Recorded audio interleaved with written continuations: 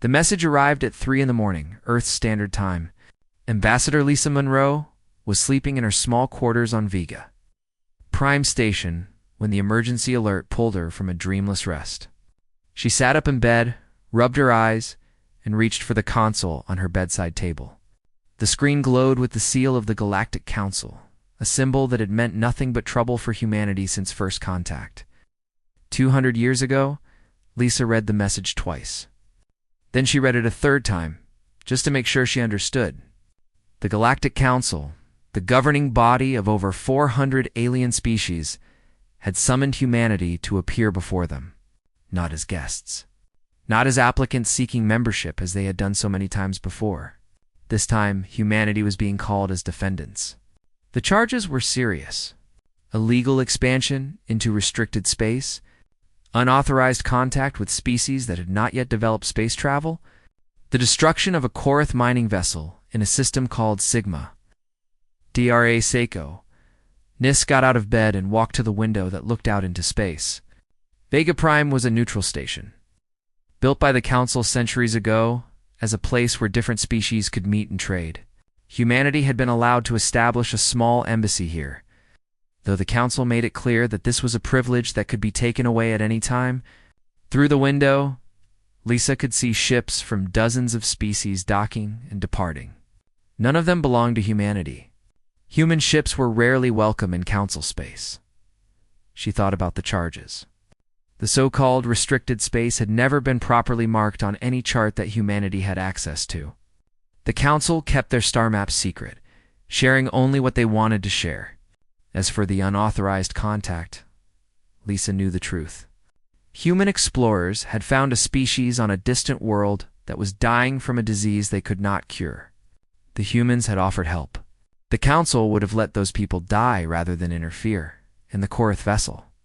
Lisa almost laughed at that one. The Korath were raiders and pirates who had attacked human colonies for decades.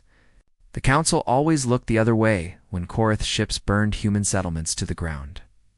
But when a human warship finally fought back and destroyed an attacker, suddenly the Council cared about justice.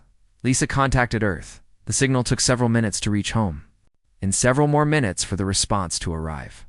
Secretary General Nathan Cole appeared on her screen, looking tired but alert. He was in his 60s, with gray hair and deep lines on his face that told the story of a lifetime spent fighting for humanity's place in a galaxy that did not want them.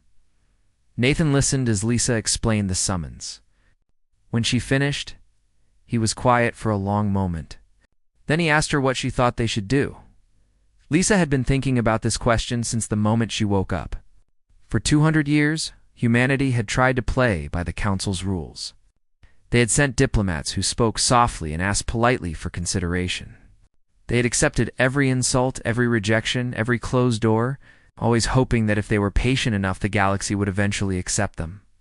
And what had it gotten them? Nothing. Less than nothing. The galaxy still saw humans as primitives, as upstarts. As a species that needed to be kept in its place, she told Nathan that she did not want to send diplomats this time. She did not want to apologize or explain or beg for understanding. She wanted to confront the Council directly. She wanted to tell them the truth about humanity, even if they did not want to hear it. Nathan was quiet again. Lisa knew he was thinking about the risks. The Council had the power to blockade Earth, to cut humanity off from the rest of the galaxy. They could declare war if they wanted to, and while humanity had built a strong fleet, they could not defeat 400 species at once. But Nathan also knew that apologizing would not save them. The Council had already made up their minds. This trial was just a way to make their judgment look legitimate. Nathan made his decision.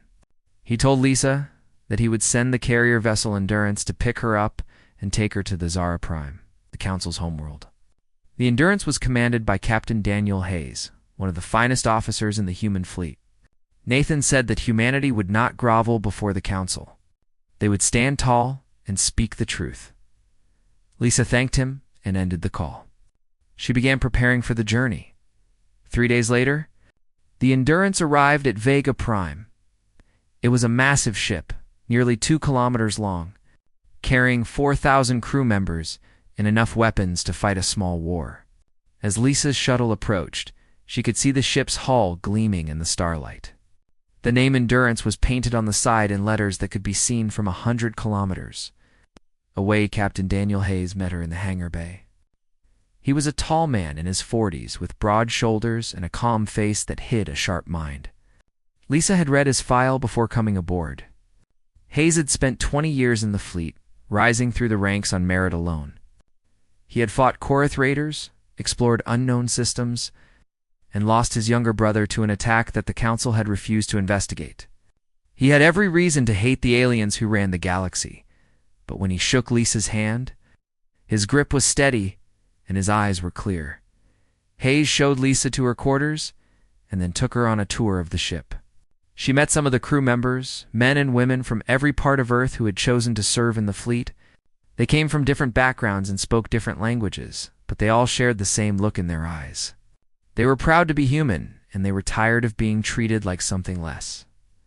That night, Lisa stood alone in the observation deck, watching the stars slide past as the Endurance accelerated toward the Sara Prime. She thought about what she would say to the Council. For 200 years, humanity had been asking for acceptance. Maybe it was time to stop asking. She thought about Earth's history, about all the struggles her people had survived. The plagues that had killed millions, the wars that had torn nations apart, the asteroid that had nearly destroyed everything, passing so close to Earth that people could see it in the sky. Through all of it, humanity had survived. Not because someone had helped them. No one had helped them. They survived because they refused to give up. The Council thought they could put humanity on trial. They thought they could judge a species that had clawed its way up from nothing, that had fought for every inch of progress, that had never stopped reaching for the stars, even when the stars seemed possibly far away. Lisa smiled to herself in the darkness of the observation deck. The Council had no idea what was coming. The journey to the Sara Prime would take 12 days. Lisa planned to use every minute of that time to prepare. She would not write a defense. Defenses were for people who had done something wrong. Instead, she would write a challenge. She would tell the Council exactly who humanity was, exactly what humanity was capable of, and if they did not like what they heard, that was their problem. The Endurance moved through hyperspace like a knife cutting through dark water. Inside the ship, 4,000 people went about their daily routines. But there was a tension in the air that everyone could feel. They all knew where they were going and why. They all knew that the future of humanity might depend on what happened when they arrived. Lisa spent most of her time in a small conference room near her quarters, working on her address to the Council. Her aide, Kevin Park, helped her gather information and organize her thoughts. Kevin was young, only 28 years old, but he had spent most of his adult life studying alien species. He understood how they thought, what they feared, and what they respected. His knowledge would be valuable in the days ahead. On the 4th day of the journey, Kevin came to Lisa with a troubled expression on his face.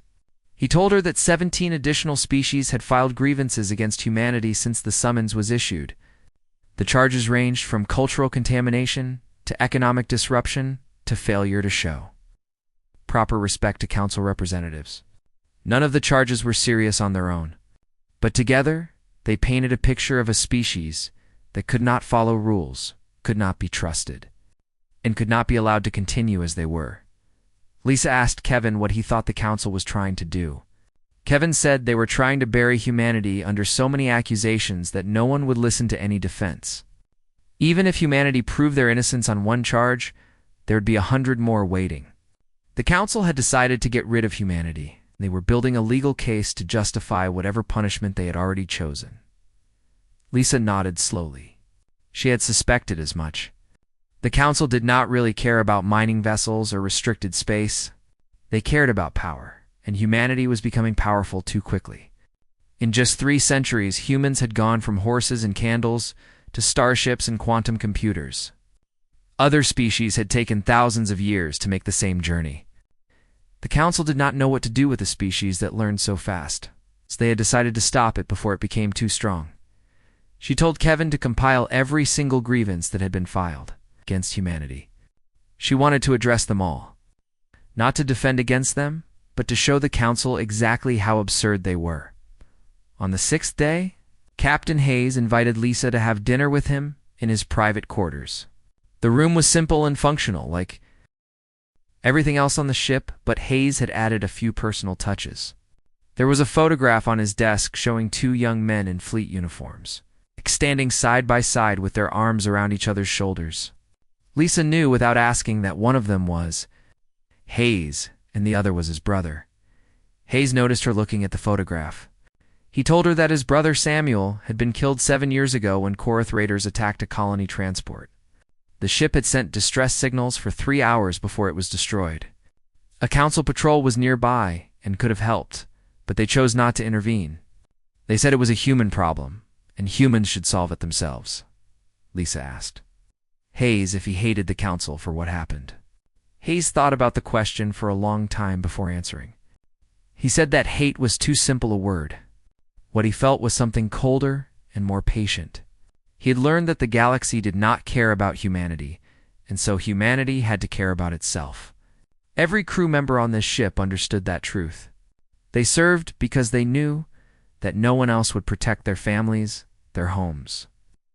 Their future Lisa asked him what he thought of her plan to confront the council directly. Hayes smiled slightly and said that he thought it was about time someone told those aliens the truth. Humanity had been polite for 200 years, and politeness had gotten them nothing. Maybe it was time to try something different. On the 9th day, the Endurance dropped out of hyperspace for a scheduled navigation check. Lisa was in the observation deck when it happened, and for a moment she could see normal space again, filled with distant stars and swirling nebulae. It was beautiful in a way that never got old. No matter how many times she saw it, Kevin joined her at the window. He told her that he had finished compiling all the grievances against humanity. There were 43 separate charges from 22 different species. Some of them went back decades. One species complained that human music had become popular among their young people, corrupting their culture. Another species complained that human traders sold goods too cheaply, disrupting their economy. A third species complained that humans smiled too much, which they found unsettling and suspicious. Lisa almost laughed. These were not real crimes. They were excuses. The council had searched for any reason to punish humanity, and when they could not find good reasons, they made up bad ones. She told Kevin that she wanted to mention every single charge in her address, not to defend against them, but to show the council how ridiculous they were. Let the galaxy see what kind of justice the council offered. Let them see that the great governing body of 400 species was afraid of human music and human smiles. On the 11th day, Lisa finished writing her address. She read it aloud to Kevin and Hayes, watching their faces as they listened. When she finished, neither of them spoke for a long moment. Then Hayes nodded slowly and said that it was good. It was very good. It was exactly what the council needed to hear, even if they did not want to hear it. Kevin was more nervous. He warned Lisa that no species had ever spoken to the council this way. There were traditions and protocols that had been followed for thousands of years. Breaking them could have serious consequences. Lisa understood his concern, but she had made her decision. The old way had not worked. Humanity had followed every rule, respected every tradition, and still the council treated them like dirt beneath their feet. It was time to try something new. On the 12th day, the Endurance dropped out of hyperspace for the final time. The Sara Prime filled the forward viewports, a massive planet with blue oceans and green continents, surrounded by thousands of orbital stations and defensive platforms. Ships from hundreds of species filled the space around it, more ships than Lisa had ever seen in one place. The council wanted humanity to feel small and alone. They wanted to remind humans just how many enemies they could have. Lisa stood on the bridge next to Captain Hayes, watching the planet grow larger as they approached. She did not feel small. She did not feel afraid. She felt ready. Hayes told her that they had received docking instructions. The council had assigned them a berth on the far side of the orbital ring, as far from the main station as possible. Another insult. Another reminder that humans were not welcome. Lisa told Hayes to follow the instructions. It did not matter where they parked the ship. What mattered was what happened in the chamber. She returned to her quarters to prepare. In a few hours, she would stand before the most powerful governing body in the galaxy and tell them exactly what she thought of them.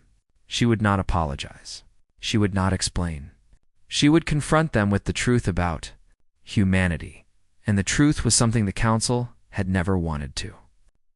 Here, the Grand Chamber of the Galactic Council was the largest enclosed space Lisa had ever seen.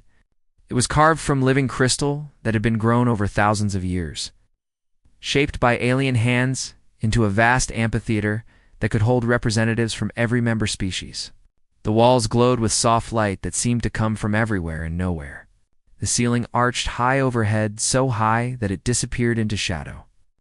And filling the tiered seats that rose on all sides were aliens of every shape and size imaginable. Lisa stood at the entrance to the chamber, looking out at the sea of faces that waited for her. There were the Volari, tall and silver-skinned, who considered themselves the wisest species in the galaxy. There were the Korath, massive and muscular, with teeth designed for tearing flesh. There were the Syntheri, beings of living crystal who had existed for millions of years and had forgotten more knowledge than humanity had ever learned. There were hundreds of other species, some that Lisa recognized and many that she did not. All of them were looking at her. Kevin stood beside her, his face pale with nervousness. He whispered that they were waiting for her to enter. Protocol demanded that accused species walk to the central podium alone and without escort. It was meant to be humbling, a reminder that the accused stood alone against the judgment of the entire galaxy. Lisa nodded and began walking. The floor of the chamber was made of polished stone that reflected her image as she moved. Her footsteps echoed in the silence, each one seeming louder than the last. She kept her back straight and her head high, refusing to look down or show any sign of submission. She was not here to beg for mercy. She was here to speak the truth. The central podium was a simple platform raised slightly above the floor, with a microphone that would carry her voice to every corner of the chamber. Behind the podium, on a raised dais, sat the High Arbiter of the Council. His name was Thiessen, and he was a Volari who had lived for over 800 years. His silver skin was marked with patterns of black that showed his rank and authority.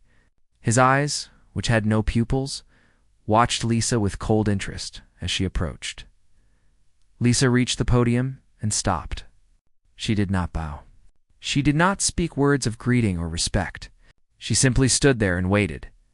Thiessen's voice filled the chamber, deep and resonant. He welcomed the representative of humanity to the Grand Chamber and reminded her that she was here to answer charges brought against her species. He said that the Council had reviewed the evidence and found it sufficient to proceed. He asked if humanity understood the seriousness of these charges. Lisa said that humanity understood perfectly. Thiessen nodded and began reading the charges. Illegal expansion into systems designated as restricted by Council Order 7452, dated 12,000 years before humanity discovered fire. Unauthorized contact with 3 pre-spacefaring species in violation of the non-interference doctrine. Destruction of a Korath mining vessel in the Sigma Draconis system, resulting in the deaths of 47 Korath citizens. Economic disruption across 14 Council systems through unfair trading practices. Cultural contamination of developing species through distribution of human media. Failure to show proper respect to Council authority on 17 documented occasions. The list went on and on. Lisa listened without expression, counting each charge in her head. When Thiessen finally finished, he asked how the accused species wished to plead. Lisa did not answer immediately. Instead, she looked around the chamber, meeting the eyes of as many species as she could. The Volari watched with superiority. The Korath watched with hunger. The Syntheri watched with ancient patience. Thousands of alien eyes, all focused on a single human woman who had no right to stand where she was standing. Lisa spoke. She said that humanity did not plead. Pleading was what you did when you had done something wrong and wanted forgiveness. Humanity had done nothing wrong. Humanity had done what any species would do to survive and grow and reach for the stars. A murmur ran through the chamber. Several species made sounds of disapproval. Thiessen raised his hand for silence. Lisa continued. She said that she would address each charge in turn, not to defend humanity, but to show the council what these charges really were. They were not justice. They were excuses. They were thin covers for the real crime that humanity had committed, which was the crime of existing. Thiessen told her to speak carefully. He reminded her that the council had the power to impose severe penalties on species that showed disrespect. Lisa smiled slightly. She said that she was not showing disrespect. She was showing truth. If the council found truth disrespectful, that said more about the council than it did about humanity. She began with the charge of illegal expansion. She asked the council when they had informed humanity about restricted systems. She asked for the date of the message, the name of the official who sent it, the translation that was provided. She waited for an answer, but none came. Because there was no message. The council had never told humanity about restricted systems. They had kept their maps secret and then punished humanity for going where they were not supposed to go. She moved to the charge of unauthorized contact. She told the council about the species that human explorers had found on a distant world. They were dying from a disease that was destroying their population. They had no cure and no hope. Human doctors had worked for months to create a treatment that saved millions of lives. She asked the council if this was a crime. She asked them if letting people die was somehow better than saving them. The Synthery delegation shifted slightly. They were the ones who had filed the unauthorized contact charge. But they offered no response. Lisa moved to the destruction of the Korath vessel. She told the council that she had brought sensor logs from the incident. She displayed them on the chamber's screens, showing clearly that the Korath ship had fired first. The human vessel had responded in self-defense. If defending yourself against an attacker was a crime, then the council had just made survival illegal. The Korath delegation began making sounds of protest, but Lisa kept speaking. She told the council about the decades of Korath raids on human colonies. She told them about the thousands of human civilians who had died while the council did nothing. She told them about the orphans and widows and grieving families who had begged for help and received only silence. She asked the council why Korath violence against humans was acceptable, but human violence against Korath was a crime. She asked them to explain the logic to justify the double standard, to tell humanity why their lives mattered less. The chamber had fallen completely silent. No one spoke. No one moved. 400 species sat frozen in their seats, listening to a human woman say things that no one had ever dared to say before. Lisa was just getting started. Thiessen's voice cut through the silence like a blade. He told Lisa that her tone was unacceptable. He said that the council had existed for 60,000 years and had brought peace and order to the galaxy.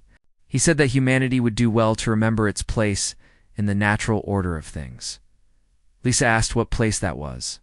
She asked if humanity's place was beneath the Volari, who looked down on every other species as inferior. She asked if humanity's place was behind the Synthery, who hoarded knowledge that could save lives because they thought other species were too primitive to understand it. She asked if humanity's place was groveling at the feet of a council that had watched humanity suffer and die for 200 years without lifting a finger to help. The chamber erupted in noise. Species shouted protests in a dozen languages.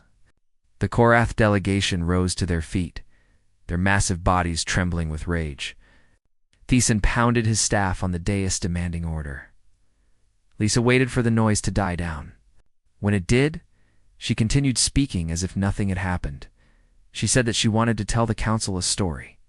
It was the story of humanity. It was a story that the council had never bothered to learn. 300 years ago, humanity had discovered that they were not alone in the universe. They had received a signal from space, a message from the Volari, announcing the existence of the Galactic Council and its 400-member species. Humanity had been overjoyed. They had dreamed of meeting other civilizations, of learning from them, of joining a community of worlds that stretched across the stars. But the dream had quickly turned bitter. The council made it clear that humanity was not welcome. They were too young, too primitive, too violent. They had to prove themselves worthy before they could be considered for membership. So humanity had tried to prove themselves. They had sent diplomats who spoke softly and asked politely for help. They had followed every rule and respected every tradition.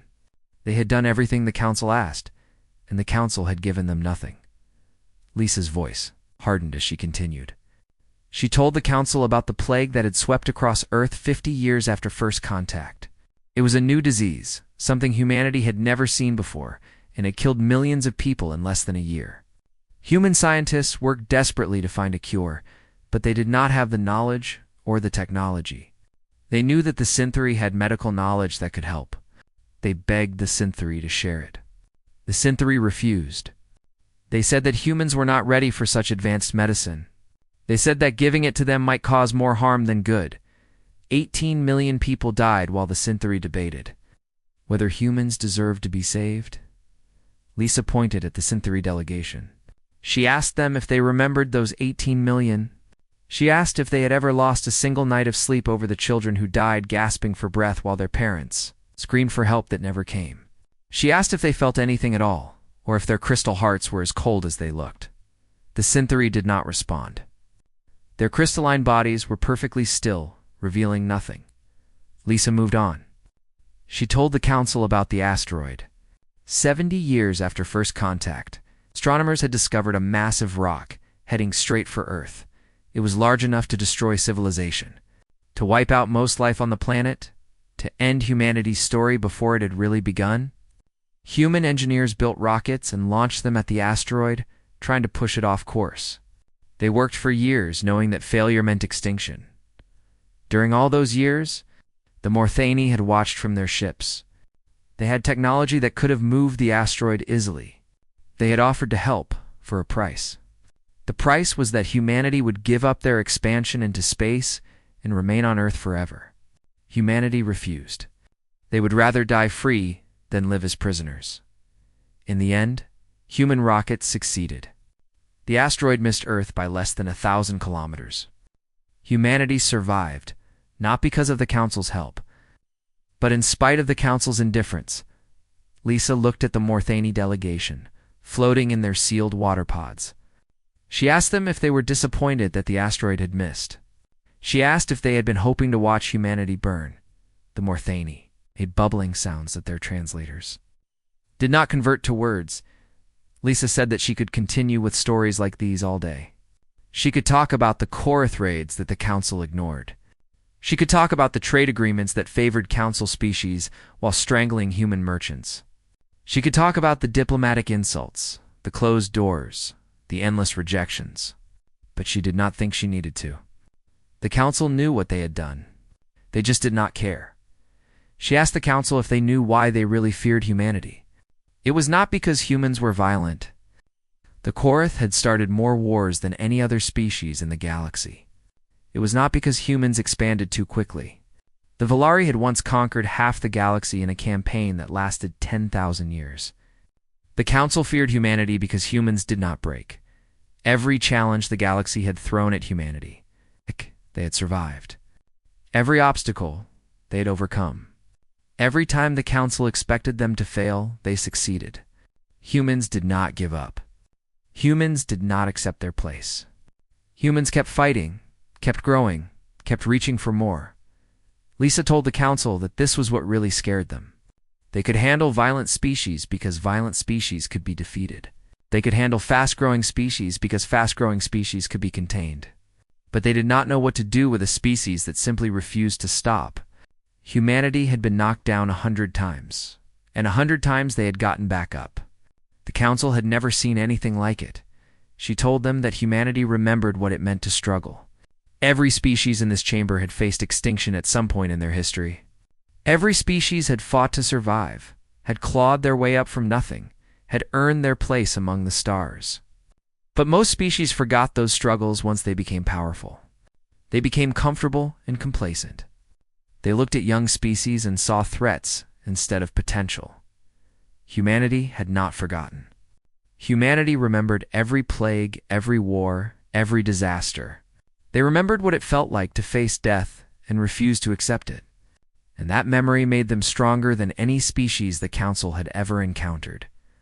Lisa's voice rose as she approached her conclusion. She told the Council that they had two choices.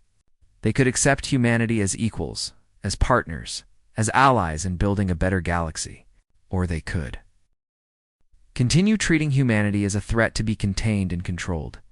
If they chose the first option, humanity would be the strongest friend the Council had ever known. Humans would share their technology, their creativity, their endless drive to improve and explore. Together, humans and the Council could accomplish things that neither could accomplish alone. But if the Council chose the second option, if they continued down the path of fear and hostility, then humanity would be the worst enemy the Council had ever faced. Not because humans wanted war, but because humans knew how to fight. They had been fighting their entire existence.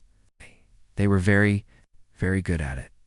Lisa paused and let her words hang in the silent air of the chamber. Thiessen rose from his seat on the dais, silver face twisted with anger. He told Lisa to stop speaking immediately. He said that the Council would not be threatened by a species that was barely out of its infancy. A species that had been traveling among the stars for only a few centuries, while the Council had been maintaining peace for 60,000 years. He said that humanity would learn respect one way or another. Lisa did not flinch. She looked up at Thiessen with eyes that showed no fear, no submission, no regret for anything she had said. She told Thiessen that she was not threatening the Council. She was stating facts. The Council could choose to hear them as threats if they wanted to, but that did not change what they were. She said that the Endurance, the ship that had brought her here, was sitting in orbit above the Sara Prime at this very moment. It was one ship, one single vessel carrying 4,000 human crew members. The Council had thousands of ships surrounding this planet, more firepower than humanity could ever hope to match. But humanity had 3,000 more ships back home, not because they wanted war, but because they had learned that no one else would protect them. They had built those ships while the Council ignored them, while the galaxy dismissed them. 8. While species that should have been their friends turned their backs. Humanity had done what they always did. They had taken care of themselves. Lisa told the Council that humans had mapped more of the galaxy in 3 centuries than the Council had mapped in 60,000 years. While the Council sat in their comfortable chambers and debated protocols that no one remembered the purpose of. Human explorers had been pushing into unknown space, charting new systems, discovering wonders that older species had never bothered to seek. Humans were curious. Humans wanted to know everything, see everything, understand everything, and nothing the Council did would ever change that. She told them that humans had developed technologies that the Council could not replicate, not because humans were smarter, but because humans were not afraid to try new things, to fail, to learn from their mistakes, and try again. The Council was ancient and powerful, but they had become cautious. They feared change. Humans embraced it. That was why humans had gone from wooden ships to starships in just a few centuries. That was why humans would keep advancing while the Council stood still. She told them that humanity had united a species of 8 billion individuals who had once fought among themselves constantly. Humans had been divided by nations, by religions, by ideologies, by 1,000 different things that had seemed so important at the time. But when they looked up at the stars and saw a galaxy that did not want them, they had found a reason to come together. They were still human, still different, still arguing about things that mattered to them. But they were also united in a way they had never been before. They were one species facing a hostile universe, and they would face it together. Lisa asked the Council if they understood what that meant. It meant that humanity learned, humanity adapted, humanity improved. And humanity did it faster than any species the Council had ever encountered. She told them that humanity was done asking for permission. They were done accepting whatever scraps the Council chose to offer. They were done pretending to be humble while the galaxy treated them like dirt. From this day forward, humanity would expand where they wanted, explore what they wanted, contact whoever they wanted. If the Council did not like it, they were welcome to try to stop them. She told the Council that humanity had not come here as defendants. They had come as equals. The Council could accept that reality, or they could deny it. But their acceptance or denial would not change the truth. Humanity had arrived, and the galaxy would never be the same. Lisa stopped speaking. The chamber was completely silent. 400 species sat in their seats, staring at the human woman who had just told them things that no one had ever dared to say. Thesan stood on his dais, with his mouth open, unable to find words. The Koroth had stopped growling. Synthary had stopped glowing. Even the Morthani had stopped bubbling. No one spoke. No one moved. No one dared to interrupt the silence that Lisa had created. She turned and began walking back across the chamber floor. Her footsteps echoed in the quiet, each one clear and strong. She did not hurry. She did not look back. She walked like someone who had said what needed to be said and had nothing more to add. Kevin was waiting for her at the entrance to the chamber. His face was pale, and his hands were shaking. He asked her if she knew what she had just done, said that no one had ever spoken to the council that way, not in 60,000 years of history. Lisa told him that she had told the truth, nothing more and nothing less. If the truth was revolutionary, that said more about the council than it did about her. They walked back through the corridors of the station, to the shuttle that would take them to the Endurance. Aliens of various species watched them pass, some with curiosity, some with anger, some with something that might have been respect. Lisa ignored them all. She had done what she came to do. Now it was time to go home. Captain Hayes was waiting for them when they returned to the ship. He asked how it had gone. Lisa told him that they would find out soon enough. The Endurance broke orbit 3 hours later. No verdict was delivered, no punishment was announced. The council simply watched as the human ship accelerated away from this Ara Prime and jumped into hyperspace, disappearing from their sensors like it had never been there. In the days that followed, something began to change. Koroth raiding ships withdrew from human territory without explanation.